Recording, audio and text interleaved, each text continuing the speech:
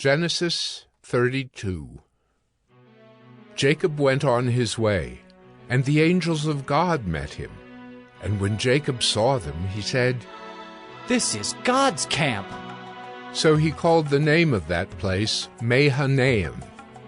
And Jacob sent messengers before him to Esau his brother in the land of Seir, the country of Edom, instructing them, "Thus you shall say to my lord Esau, Thus says your servant Jacob, I have sojourned with Laban and stayed until now. I have oxen, donkeys, flocks, male servants and female servants.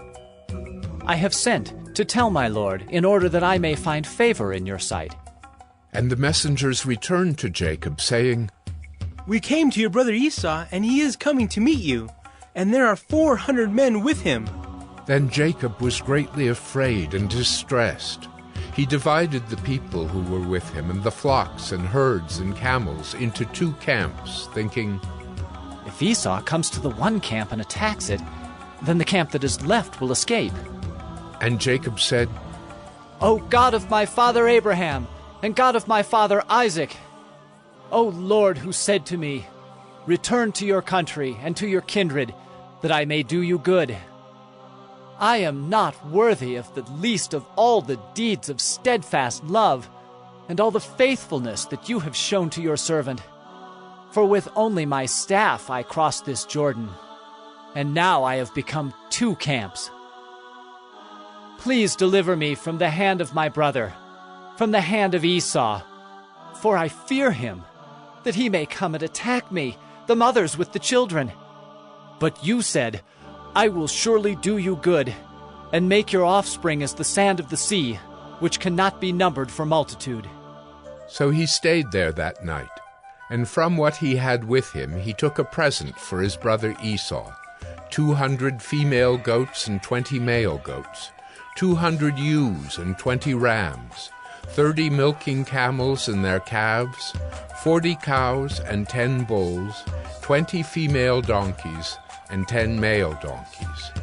These he handed over to his servants, every drove by itself, and said to his servants, Pass on ahead of me, and put a space between drove and drove.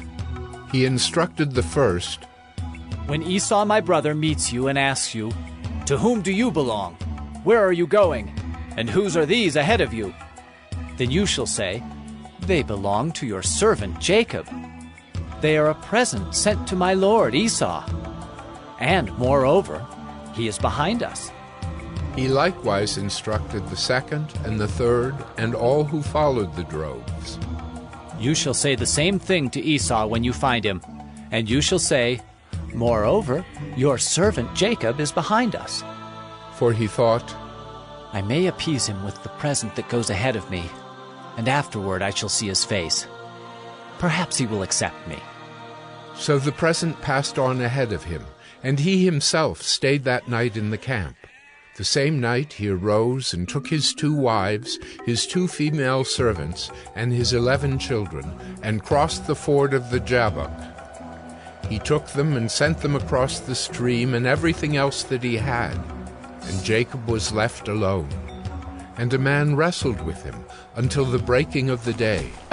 When the man saw that he did not prevail against Jacob, he touched his hip socket, and Jacob's hip was put out of joint as he wrestled with him.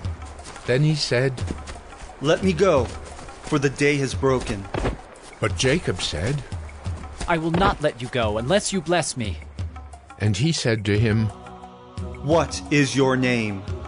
And he said, Jacob. Then he said, Your name shall no longer be called Jacob, but Israel, for you have striven with God and with men, and have prevailed. Then Jacob asked him, Please, tell me your name. But he said, Why is it that you ask my name? And there he blessed him. So Jacob called the name of the place Penuel, saying, For I have seen God face to face, and yet my life has been delivered. The sun rose upon him as he passed Penuel, limping because of his hip.